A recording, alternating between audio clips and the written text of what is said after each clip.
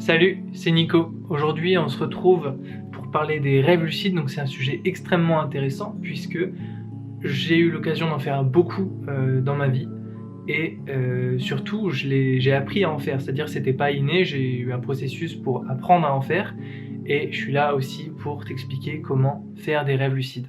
Qu'est-ce qu'un rêve lucide? Un rêve lucide, c'est un rêve dans lequel tu as conscience d'être en train de rêver.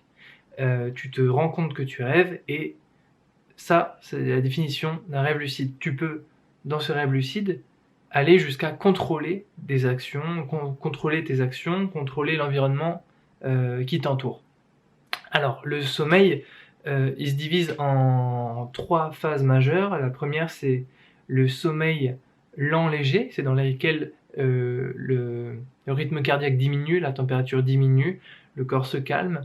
Et ensuite, tu as la période de sommeil lent profond, dans lequel, là, tu produis des hormones de croissance. Donc, pour les enfants, ça permet la croissance, et pour les adultes, comme pour les enfants, ça permet la régénération cellulaire. Donc, c'est primordial à l'être humain, c'est aussi pour ça qu'on dort. Et ensuite, on a le sommeil paradoxal, qui est celui qui nous intéresse le plus aujourd'hui, puisque c'est dans ce sommeil que l'on rêve.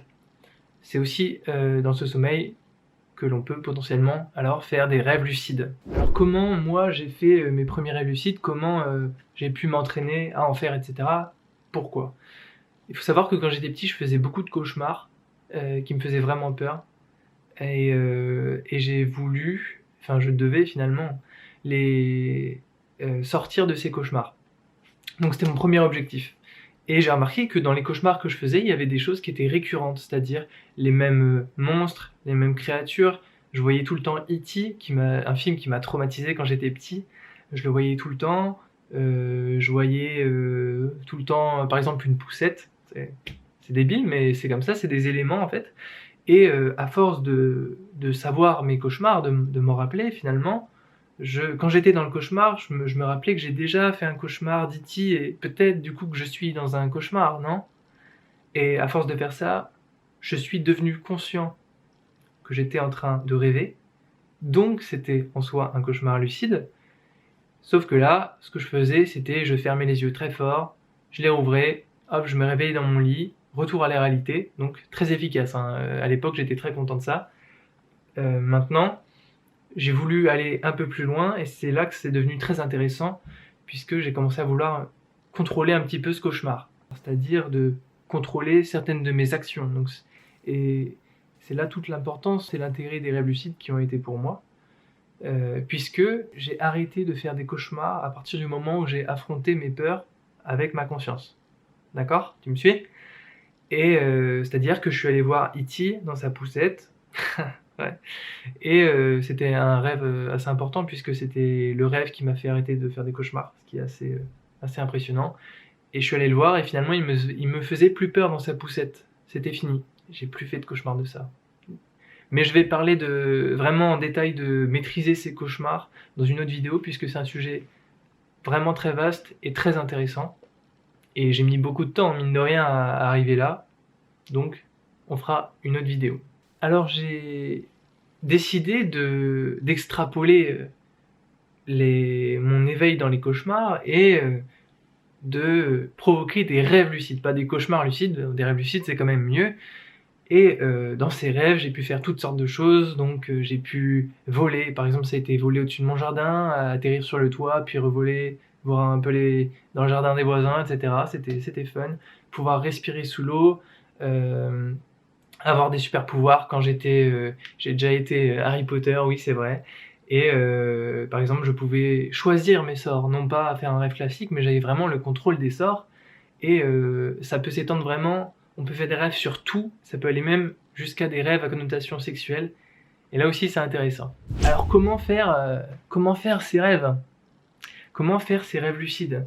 Alors il y a différentes méthodes qui existent, mais moi je vais vous donner les miennes qui ont vraiment marché. Et je vais la faire par étapes progressives, ce que je pense que vous devriez faire, c'est-à-dire commencer déjà par l'étape 1, puis l'étape 2, etc., jusqu'à arriver au rêve lucide.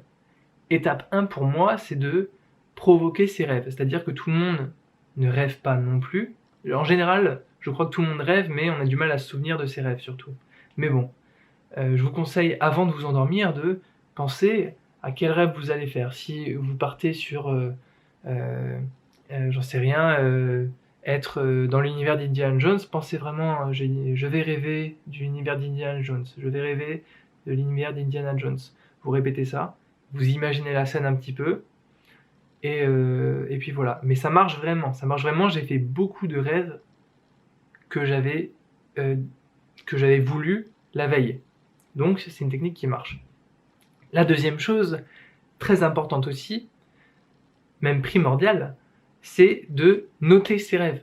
Quand vous vous réveillez, notez vos rêves. J'ai un carnet de rêves dans mon téléphone, je vais vous montrer juste là. Alors c'est compliqué puisque quand on se réveille, on est un peu dans les vapes, on a du mal à réfléchir.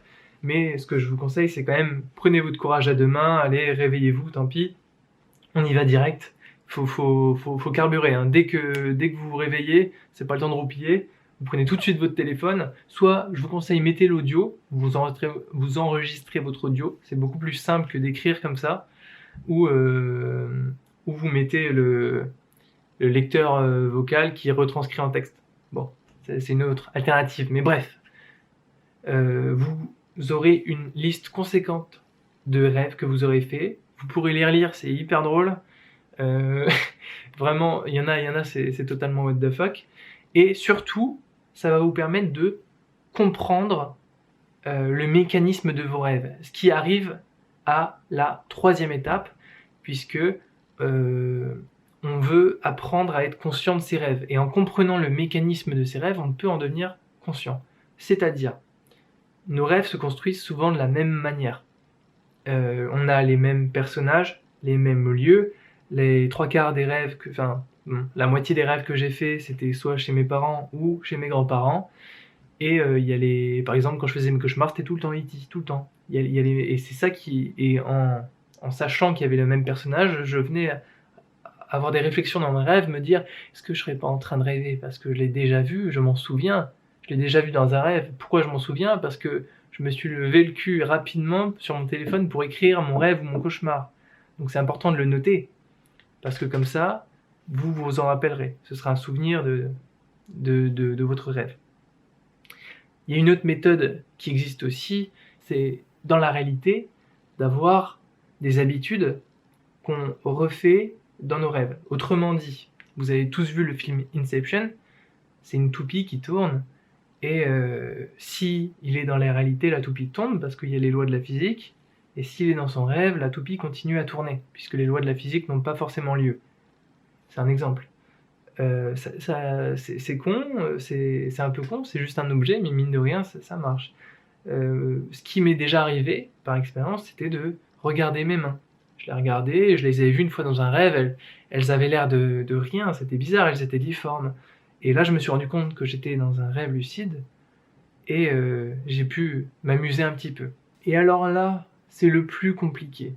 C'est le plus compliqué puisque tu vas, une fois que tu es conscient, devoir jouer entre la ligne du conscient et la ligne de l'inconscient. Plus tu es conscient de ton rêve et tu fais des actions, modifies ton environnement, plus le rêve s'éloigne. Donc il faut faire revenir le rêve, hop, mais pas trop, parce que si tu le fais trop revenir le rêve, tu n'es plus conscient. Du coup tu as été lucide un tout petit moment, et plus maintenant ça redevient un rêve classique. Donc c'est important vraiment d'avoir cet équilibre-là. Cet équilibre se travaille vraiment, et il se travaille et il s'améliore avec le temps. Quand j'en faisais énormément de rêves lucides, cet équilibre est devenu de plus en plus facile à maîtriser, je faisais des rêves lucides de plus en plus longs, de plus en plus complexes. Puisque, par exemple, c'est très difficile de modifier son environnement, puisque ça chamboule tout le rêve, c'est beaucoup plus difficile à modifier, il y a beaucoup de choses à modifier, alors que simplement modifier ses actions est beaucoup plus simple. Donc je te conseille vraiment de modifier simplement tes actions, c'est déjà amplement suffisant. Je vais te donner un exemple. Quand j'ai fait un rêve où je volais, j'étais à l'intérieur d'une piscine municipale, je volais dans la piscine, en haut, etc. Et ce qui s'est passé, c'est que j'ai décidé de sortir de la piscine. Donc j'ai modifié mon action, mais je sors de la piscine, va falloir quand même que je m'imagine un autre environnement qui n'était pas dans mon rêve de base. Donc je dois recréer quelque chose. Hop, fini le rêve. Morale de l'histoire, rester dans son environnement, faire tout ce qu'on veut dans son environnement, et ne pas chercher à faire trop de choses, etc. Mais je pense que ça peut se travailler, et on peut peut-être faire des choses incroyables dans le rêve, sachant que rien qu'en modifiant ses actions, on peut faire déjà des choses incroyables. Donc voilà, j'espère que cette vidéo t'a plu, qu'elle t'a intéressé, que tu vas peut-être essayer de faire des rêves lucides bientôt, donc je t'invite à commencer ce soir, et je t'invite aussi à t'abonner sur la chaîne pour suivre mes autres vidéos, dont une qui parlera, comme je l'ai dit, de se défaire de ses cauchemars, puisque c'est aussi une autre chose que les rêves lucides. C'est le même principe, mais il y a des spécificités au cauchemar. Donc voilà, je te dis à la prochaine, et bonne soirée.